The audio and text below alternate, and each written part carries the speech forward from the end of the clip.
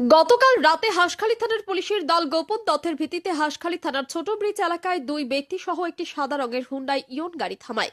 গাড়িটি তল্লাশি করে দুই ব্যক্তির কাছ থেকে একটি দেশীয় তৈরি ইম্প্রোভাইজড আগ্নেয়াস্ত্র এবং একটি 8 মিমি বোরের তাজা গুলি উদ্ধার করা হয়, যাদের কাছ থেকে এই দুই ব্যক্তির নাম পাওয়া যায়।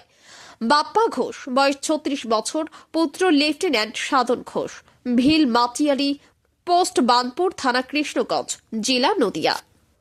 বিদ্যুৎ বিশ্বাস, বয়স 30 বছর, পুত্র কুমারেশ বিশ্বাস, গেদে মাঠপাড়া, থানা কৃষ্ণগঞ্জ, জেলা নদিয়া। অভিযুক্তরা ওই আগ্নেয়াস্ত্র বা গোলা বারুদের দখলে কোনো আইনি নথি উপস্থাপন করতে পারেনি।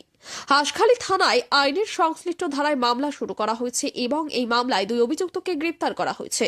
অভিযুক্তদের আজ রানাঘাট আদালতে পাঠানো হয়েছে এবং এই মামলার সাথে সম্মুখ ও পশ্চাৎমুখী সংযোগ এবং অন্যান্য সহযোগীদের খুঁজে বের করার জন্য তাদের পুলিশ রিমান্ডে নেওয়া হবে বলে পুলিশ সূত্রে জানা গেছে।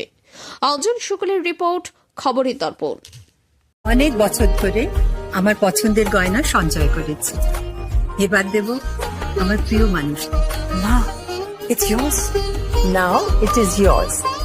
আমার পছন্দের গয়না আজ থেকে Sohan, pure and precious, orient jewellers.